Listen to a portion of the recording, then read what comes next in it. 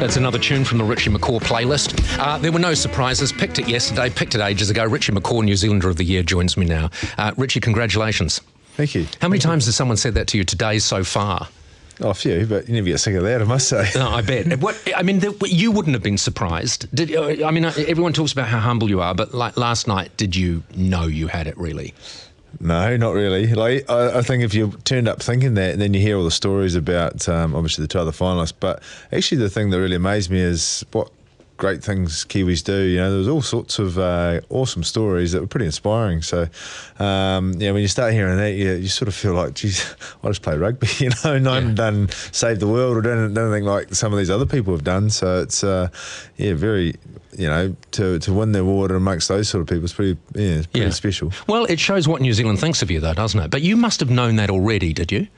I guess, where rugby's held, and obviously when you're successful coming back after the World Cup last year, to see the joy that, the team, through what we were able to do, the way so many people, even people that weren't big rugby followers, said, "Oh, I got up and watched, and what you did was just so awesome for this country." When you hear those comments, you realise that it's significant what you do, and I think how you carry yourself and stuff that people watch. When you hear those comments, you realise you do have an impact, I think, on kids and stuff. So it's a pretty cool position. This award was not just because you did what no one else in the world has ever done and won this thing two World Cups in a row.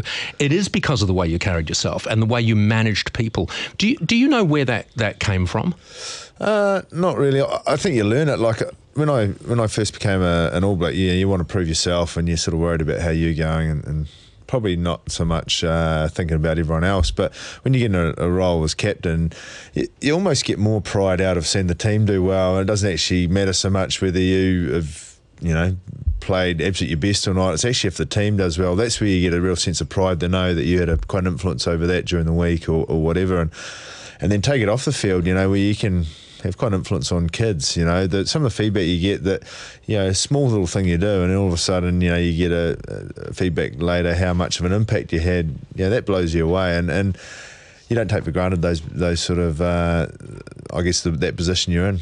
And you must have been aware of that for many, many years now, when you hear those stories of people that have been influenced by you. As you sort of walk through the supermarket, as you walk through life, are you aware that you're constantly watched? I think it's become a little bit of the norm. But, at times, you realise that people are watching when, you've been somewhere or done something and someone says, "Oh, I saw you do this or do that." You sort of, crikey, glad I was doing it right. I'm glad you didn't see me do what's name. I was talking to Jim earlier on and getting back to your management, because, your skill as a manager of people has been extraordinary. And especially when we look at the sort of people you've had to manage, you look at people that become All Blacks, it must have been like juggling snakes. I think there is a challenge in that. Definitely, everyone comes from different... Because they're personalities, they're from different walks of life. I think that's what's special about New Zealand, and then that transfers to the All Blacks, is we have got people from all different walks of life. Like, the reality is pretty much wherever you come from in New Zealand, there's an opportunity at some point to become an All Black. People come from everywhere, and that's a great strength, but also comes with challenges. And I think if you just sort of try and mould everyone just to be one sort of way, you're not going to get the best out of everyone. But if you can have it where you're buying to something bigger than yourselves, but bring your flavour, you can have a pretty powerful And was unit. that your secret as a captain? You were able to get people to understand that? Well, I think buy into something bigger. So the All Black brand, or All Black team, was the key to be successful. And whoever you were, wherever you came from, you brought your flavour of what your strength was, but it had to fit in with what the All Blacks were doing. And it wasn't just me. You think about the senior boys we had, they were all from different parts, but we sat and talked a lot about how we can get the best out of everyone, and you get a real pride out of seeing a young fella come in and achieve well. A sort of collective pride. Yeah, exactly. So when you were a country boy, you wanted to be an All Black, I have read, but you didn't that wasn't going to be good enough for you. You didn't just want to be an All Black, you wanted to be the All Black who was remembered and who was great. Yeah, well, that was sort of, as a young fella, you just wanted to dream of being an All Black. But when it became probably a goal rather than a dream, my uncle actually, I've said, he said, well, why not be a great All Black? Oh, Christ, I'm just happy to be an All Black, to be honest. But the more I thought about it, and when I became there, I was like, well, it's all very well sit here. You can sit here and tread water and be happy with that, or you can, try and achieve, be better at it. And even when I became captain, it was all very well, cool, it's be captain, but why not be a good captain, or try and be a great captain? And that's what keeps you wanting to turn up and try and be better. And I think that's what stimulates me, is that desire to be better and to learn. What do you do with that now? Because you've been as good as you can possibly be. You're the greatest rugby player in the world, greatest captain in the world. Now you're New Zealander of the Year. So what are you going to do now? I know there's the whole flying thing and that, and we'll talk about that later, but have you got another big goal?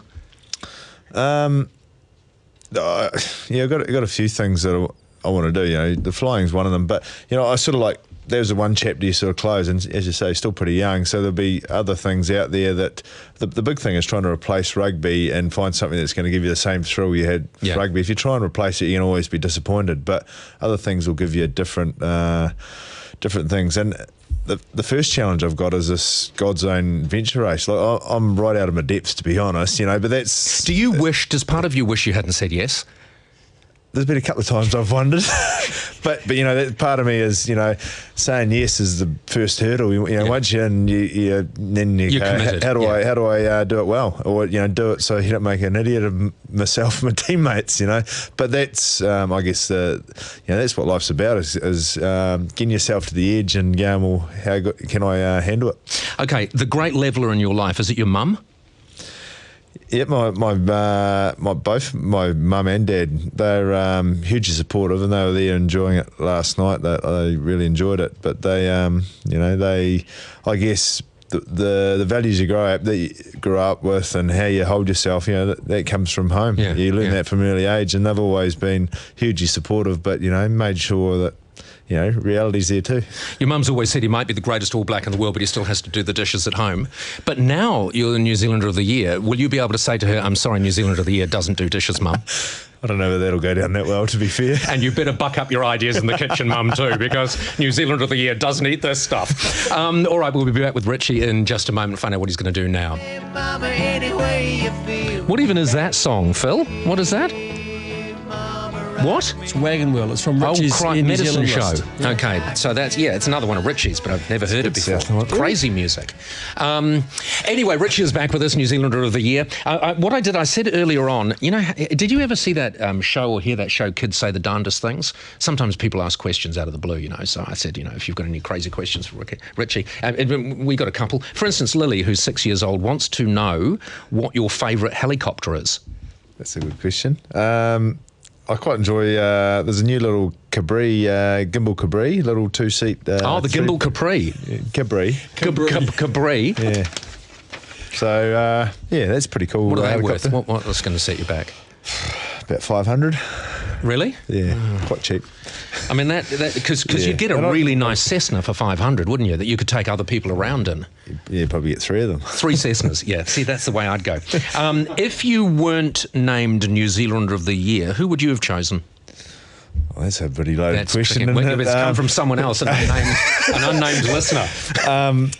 To be honest, you think about the other 2 that have been nominated, you can make an argument for... You actually could for either of them, But I think, just quickly, the one thing about last night is that all the finalists in each category actually wasn't just picked one out. It was actually a pretty cool thing to acknowledge them as well. So, yeah.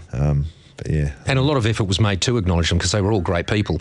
Okay, here's one. This is half a listener and half... I sort of adjusted it to make it worth asking. Who was the person you were most nervous meeting? Who was the person you've most been nervous meeting over the years? Probably the Queen. Yeah. But you've met her how many times?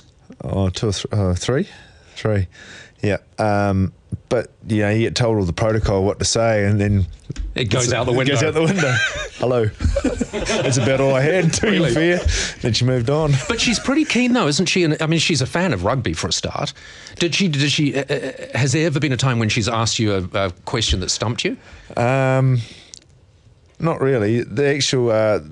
it was quite funny. I think it was about 2008. They had the big rugby ball. She came and met us there, with the World Cup coming up here in New Zealand, and the Duke, he was asking some interesting questions. I can't remember what it was, but he was. It was sort of quite random, I thought. Yeah. But I think he's mad, isn't he?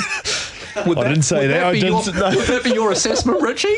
I just thought it was an interesting question that I couldn't answer. And had no idea where it came from. John Key, has he ever, because obviously he's one of your biggest fans. In fact, you could probably say that you are an aspirational figure to John Key. Has he ever asked you to be Prime Minister when he can't?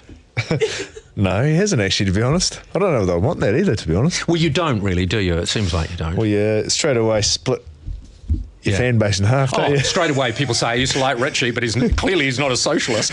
Are you? But has John ever said to you, okay, Richie, I got 5 electorates here, name your electorate? No, he hasn't, to be honest. He said to me, I think you'd be better off doing what you're doing. Yeah, I think he's probably right. Would you, vaguely interested in politics?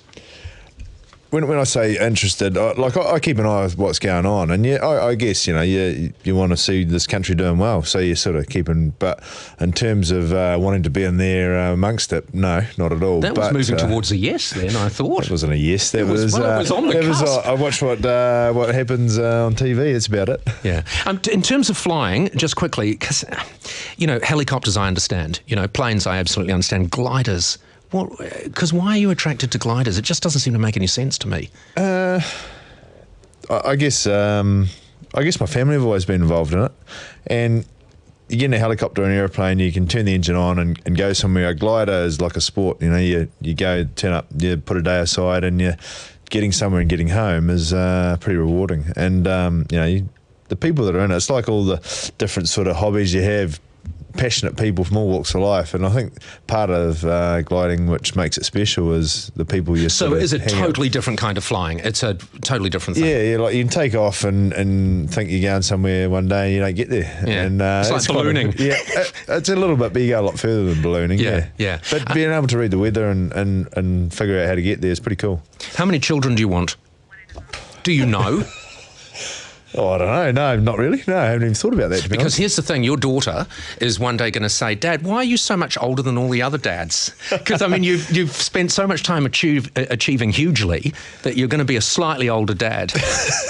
Yeah, well, that's right, I suppose. Can't change that now. The one thing, I guess, haven't had to juggle those sort of things while playing rugby, so we'll finish that chapter and look at the next one. Is that a really important part of this next chapter?